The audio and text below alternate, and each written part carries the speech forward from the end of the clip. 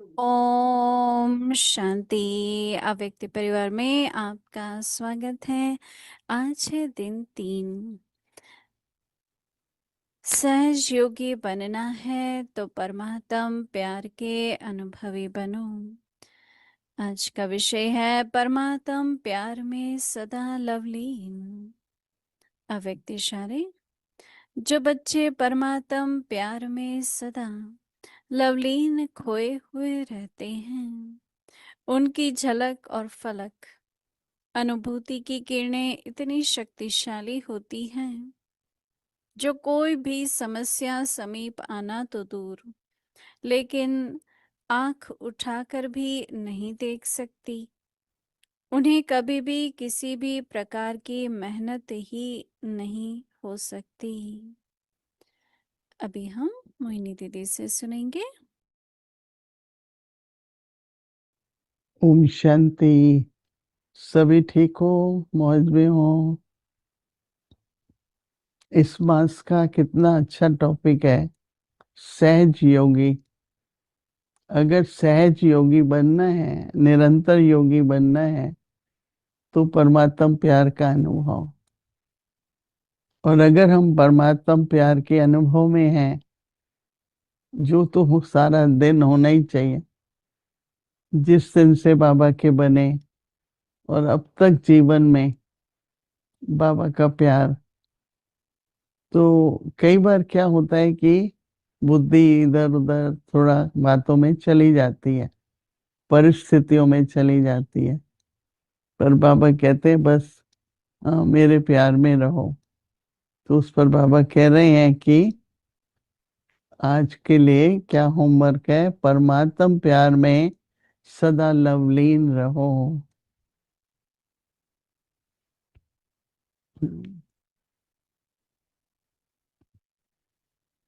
तो बाबा सागर है ना,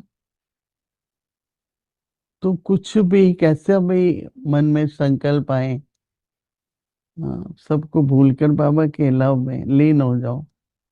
तो लव में लीन होने से क्या होगा, याद है ना, याद और लव का बहुत अ, आपस में संबंध है। जहाँ प्यार होता है वहाँ याद होती है, याद आती है तो प्यार अंदर में और बढ़ रहा है बाबा के लिए। बाबा आपने मुझे कितनी अच्छी जीवन दी। लौकिक में क्या कर रहे होंगे इस टाइम पर, हर एक अपनी जीवन नौकरी करेंगे या बैठे रहेंगे, दोते पोते की चिंता करेंगे। क्या करता है मनुष्य लौकिक जीवन में।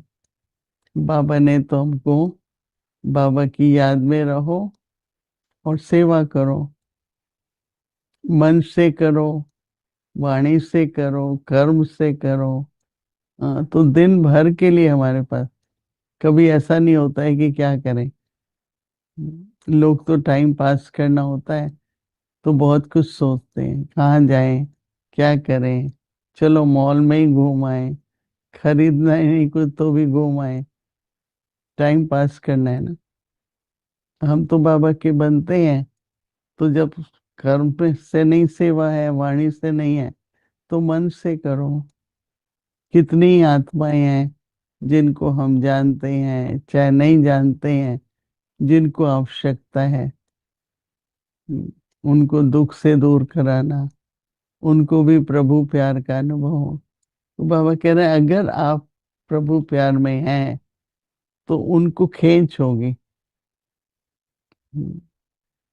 तो मुझे कहीं भी जाते हैं, बैठे हैं, तो प्रभु प्यार में बैठ जाओ।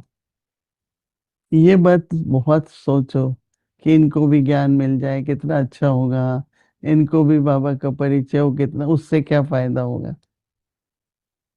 इससे तो आप प्रभु के प्यार में बैठ जाओ, तो उनको अंदर में ऐसी फीलिंग आएगी, वाइब्रेशंस आएंगी, आकर्षण होगा।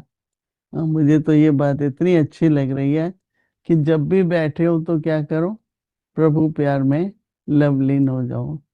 तो बाबा कह रहे हैं जो बच्चे परमात्म प्यार में सदा लवलीन रहते हैं, अर्थात खोए हुए रहते हैं, उनकी झलक और फलक उनके चेहरे से और उनकी फलक अनुभूति की किरणें, झलक और फलक अनुभूति की किरणें इतनी शक्तिशाली होती हैं, जो बाबा कहते हैं कि कोई भी समस्या समीप आना तो दूर, लेकिन आंख उठाकर वे भी नहीं देख सकती। तो हमारे में कमी क्या है? कि हम लोग लवलीन नहीं रहते, अपना टाइम बाबा के लव में, बाबा के गुण गाने में, लेकिन बहुत तरफ बुद्धि चली जाती है। तो उस जो सेवा हमसे होनी चाहिए वो नहीं होती है। नहीं तो इतना प्रभु प्रेम का आकर्षण बहुत है। तो बाबा कहते हैं कि वो तो नहीं, केवल समस्या भी उन्हें कभी भी किसी भी प्रकार की मेहनत नहीं हो सकती, मेहनत करनी नहीं पड़ेगी। तो अभी इस मास के लिए सभी ध्यान दो। हम्म, क्योंकि नहीं तो हम उसी स्थिति में रहते हैं, तो फिर वही बातें, वही परिस्थिति, वही संकल्प। हम्म, जैसे वो सूक्ष्म में अ, अपना भविष्य चिंता ये वो बनी रहती है, लगातार वही संकल्प आते हैं। तो कैसे बाबा के प्यार में, लव में लीन रहे हम।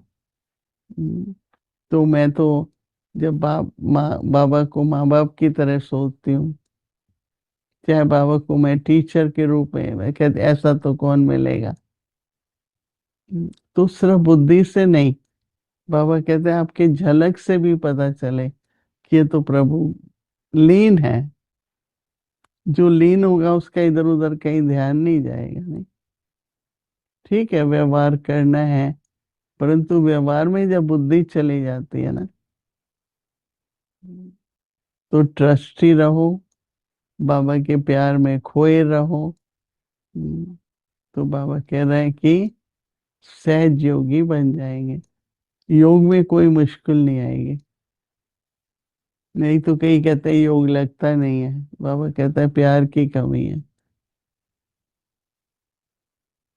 तो इसलिए फिर हम अनासक्त होंगे। सबका कितना भी प्यार है, प्यार तो लोगों का बढ़ता ही है ना, बढ़ेगा, लेकिन हमको अनासक्त रहना है। हम फिर क्या होता है उसमें फंस जाते हैं ना, सब प्यार करते हैं तो भी मैं अनासक्त रहूं, तो सहज योगी का अच्छा अनुभव होगा। ओम शांति।